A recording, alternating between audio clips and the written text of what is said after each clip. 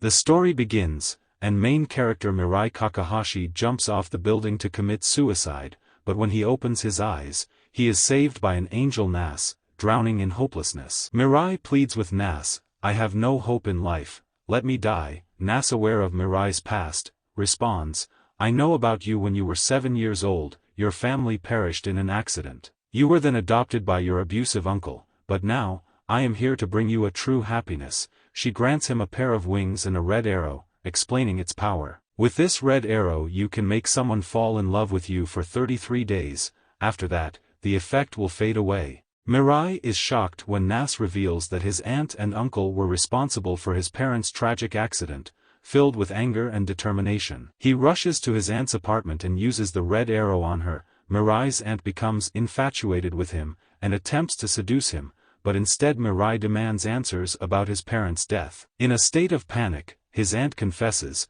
"It was your uncle's idea, he plotted everything." Mirai's uncle arrives and violently confronts his wife for revealing the truth. Mirai, seeking closure, asks one more question: "Why did you save me?" His aunt replies, "To collect the insurance money we had to keep you alive."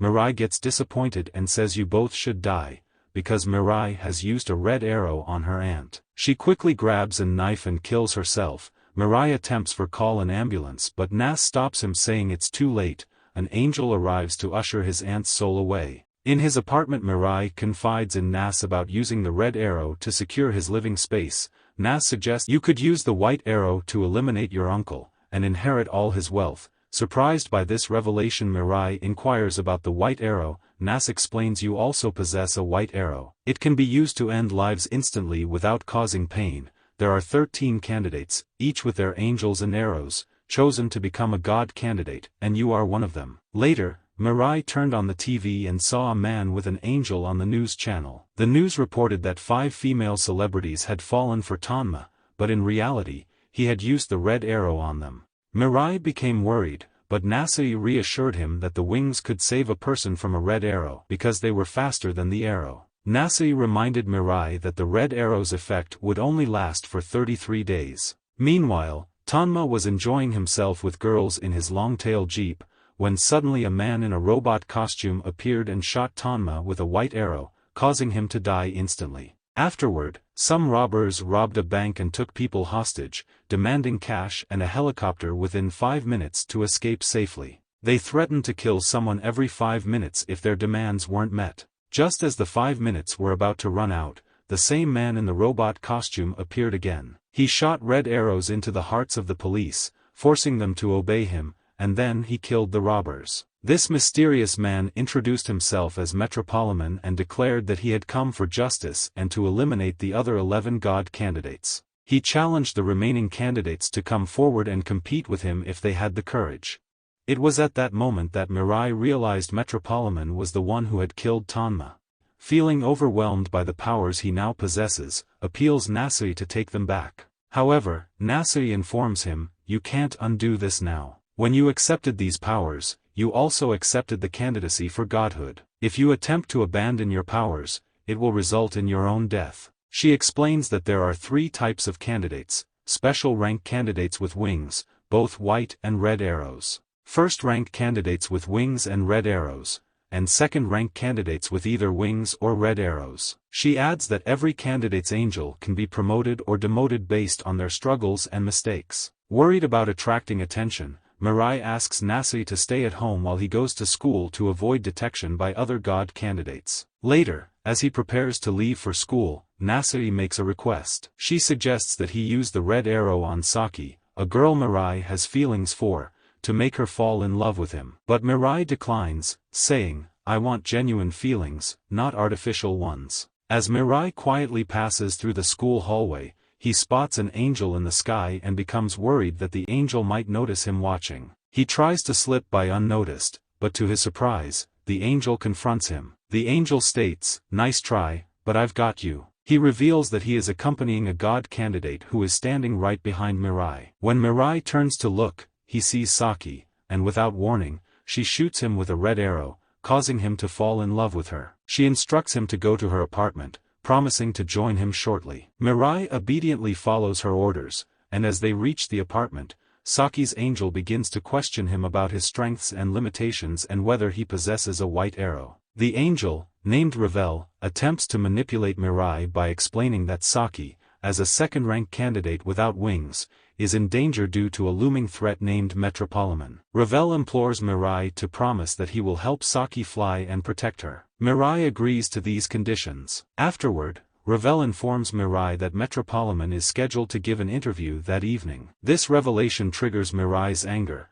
and he attempts to rush outside to confront Metropoliman. However, Nasai appears and intervenes, reminding Mirai that his actions are being driven by the red arrow. Ravel's true intention, she explains, is to manipulate Mirai and Saki into a confrontation with Metropoliman, hoping that one of them will die so that he can claim their powers for Saki. For the time being, Saki prevents Mirai. Meanwhile, on Sakura TV News, Metropoliman announces that he has no intention of fighting any more god candidates. Instead, he proposes a peaceful resolution through negotiation, inviting all candidates to a stadium meeting at 11 a.m. the next day. Deep down, however, everyone suspects that this invitation may conceal a trap. In the stadium, two god candidates, one in yellow and the other in blue, make their appearance. The blue candidate attempts to use the red arrow on Metropoliman, but he's shielded and remains unharmed. Meanwhile, Metropoliman himself appears on a screen, stating that the one present in the stadium is not him,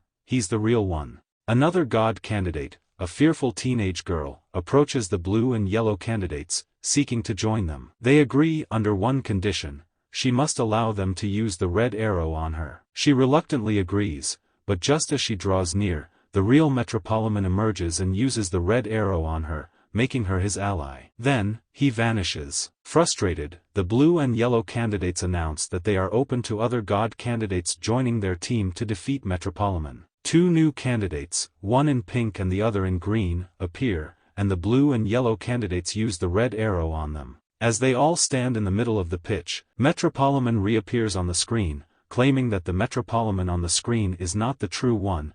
He had replaced himself with a decoy when he kidnapped the girl, in a shocking twist. Metropoliman kills the blue candidate with a white arrow and uses the red arrow to make the yellow candidate his ally. Out of curiosity, the yellow candidate asks him about the fate of the other two candidates, and Metropoliman callously reveals they were merely ordinary people he had hired for cash. Metropoliman decides that the yellow candidate and the girl are of no further use to him. He handcuffs their hands to a grill and proceeds to kill the yellow candidate. As he attempts to eliminate the girl, her angel pleads for her life. Mirai is torn between revealing his identity to save her or keeping it hidden. Ultimately, he chooses to help the girl. But just as he's about to reveal himself, Nas appears in the sky, advising him not to do so. While Saki and Mirai look up at the sky, someone captures their pictures, despite the intervention. Metropoliman goes ahead and kills the girl. Mirai and Saki find themselves disheartened in Saki's apartment. Saki suggests the idea of forming a team with other god candidates to combat Metropoliman's threat. Another god candidate named Mukato suddenly appears and lends his support to Saki's proposal. Mukato introduces himself. "I was on the brink of death due to late-stage cancer, but an angel offered me the chance to become a god candidate.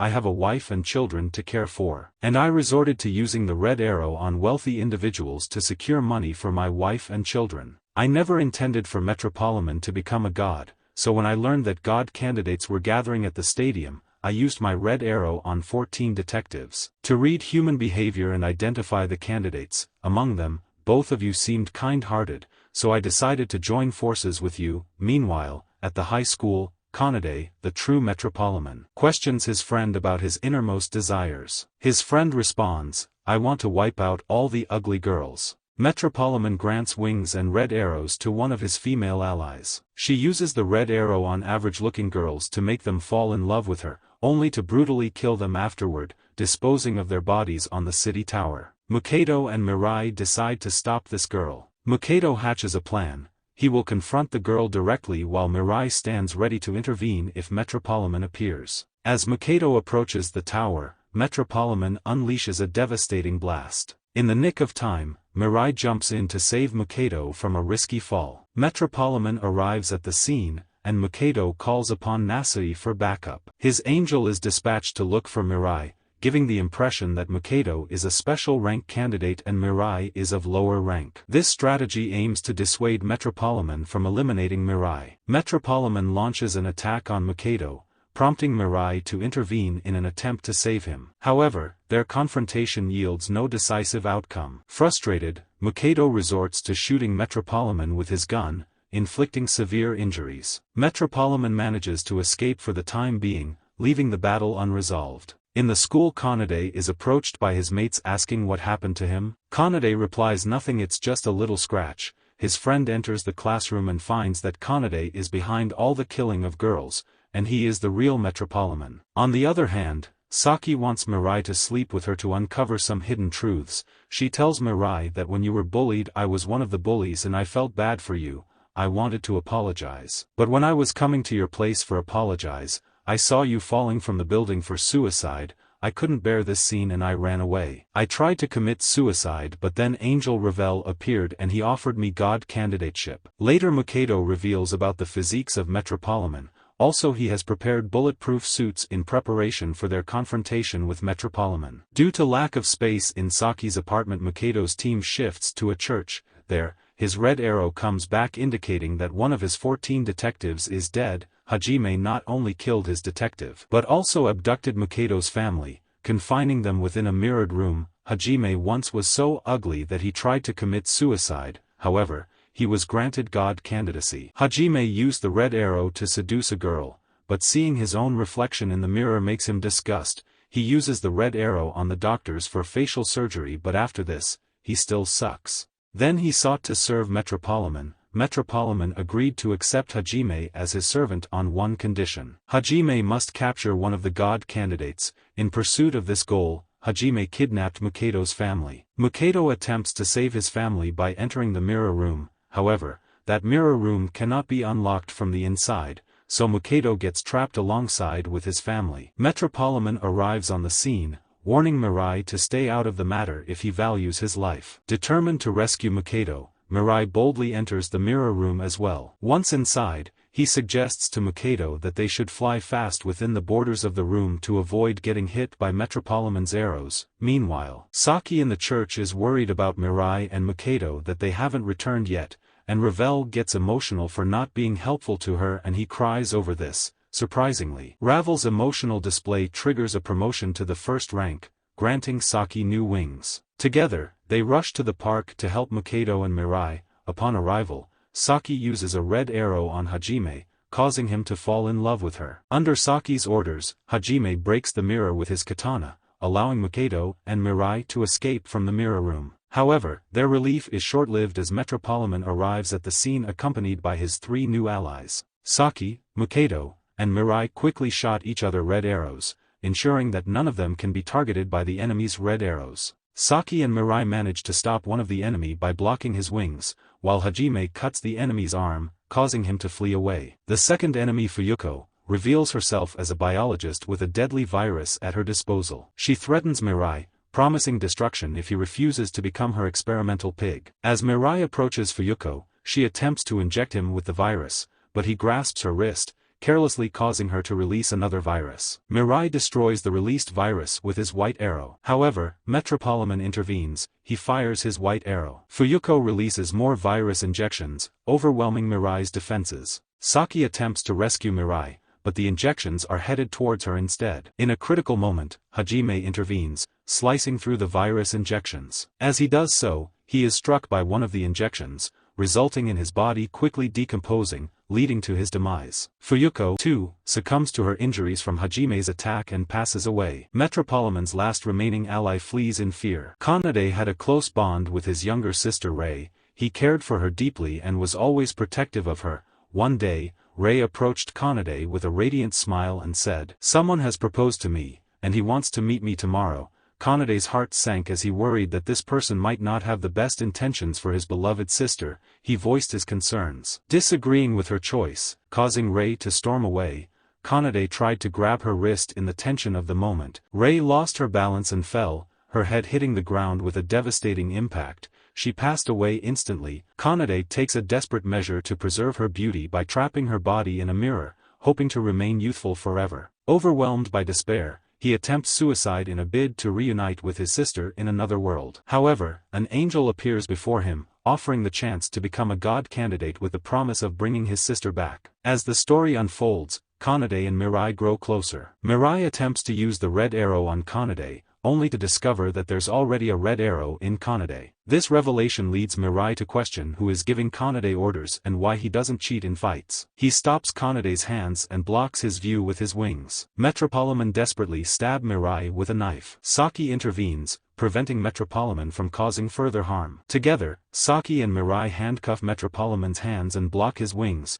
preventing his escape. Mukato enters the scene, armed with a machine gun, intent on ending Metropolitan's threat. Metropolitan pleads for his life, but Mukato releases a barrage of bullets, tearing Metropolitan's body to pieces. Metropolitan's arrows and wings scatter in an unknown direction. As the battle concludes, Mukato accedes to the advanced stages of cancer, passing away. Saki inherits his wings and arrows. Back in school, when Kanade had asked his friend about his desires, a boy named Susumu had shot Kanade with a red arrow. This arrow forced Kanade to obey Susumu's commands. Susumu then proceeded to visit Kanade's secret base. Susumu ordered Kanade that if he were to die, Susumu would inherit his powers. Furthermore, Susumu expressed a desire to acquire Mirai's powers as well. If Kanade ever found himself in a confrontation with Mirai, Susumu insisted that Kanade must not shy away from killing him, even if it meant facing defeat. This directive explained why Kanade refrained from cheating in his previous fight. Following this turn of events, Susumu revealed himself to the media,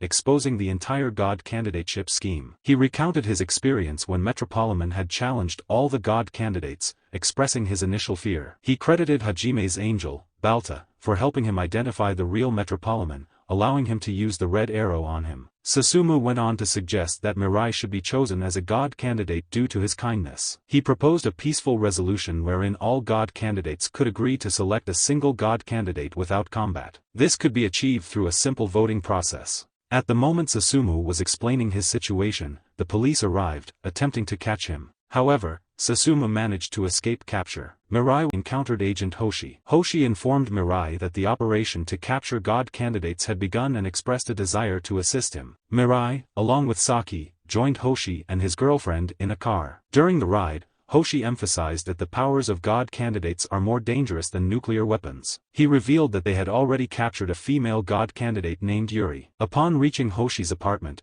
he sought their assistance in locating other god candidates. Mirai and Saki embark on their mission to find god candidates. Mirai becomes suspicious of Mizuki, who initially claims to be a god candidate but later admits that he had falsely claimed this out of fear of being targeted. Mirai's search eventually leads him to Shuji, who reveals himself as the second-last god candidate. Shuji is burdened by a troubled past and confesses that he had used the red arrow to help people who were already willing to commit suicide, making it easier for them. However, Mirai persuades Shuji to reconsider and stay alive, emphasizing that his approval is crucial in the selection of a god candidate. Shuji reluctantly agrees to continue living. Later, Saki and Mirai make a public appearance, expressing their desire not to be in conflict with other god candidates. Instead, they propose that all the candidates gather in one place to vote for a single god candidate. Susumu meets with them and agrees to participate in this proposed gathering. Following their successful rescue of Yuri from prison, the group assembles in Hoshi's apartment to conduct a vote to select one god candidate. However, they learn that the chosen god candidate would have to leave Earth and live in heaven. Mirai objects to this, expressing a desire to remain in the world. Shuji decides to become a god candidate, aiming to make suicide easier for people. Mirai strongly disagrees with Shuji's decision, leading to tension among the group. Despite this disagreement, they proceed to vote for the present god candidate. Surprisingly, the majority of the group's interest shifts from Mirai to Shuji. The angel overseeing the process reveals that the approval of the last god candidate, Yanida, is required. Yanida, a Nobel Prize winner in physics, poses a thought-provoking question, asking each candidate what they would do if they became a god. Mirai's response is unconventional, as he expresses a desire to do nothing. Yanida continues to engage the group in discussion, expressing his disbelief about the existence of a god. Shuji aligns himself with Yanida's viewpoint and decides not to become a god. However, Susumu meets an unfortunate fate when he approaches a building window, where snipers take him out. Yanida inherits Susumu's powers and proceeds to question Shuji about his willingness to die. Shuji agrees to die willingly if Yanida shoots him with a white arrow. Then he asks, "If I gave you an arrow to shot me, what will you do?" Hesitate. Shuji agrees on it,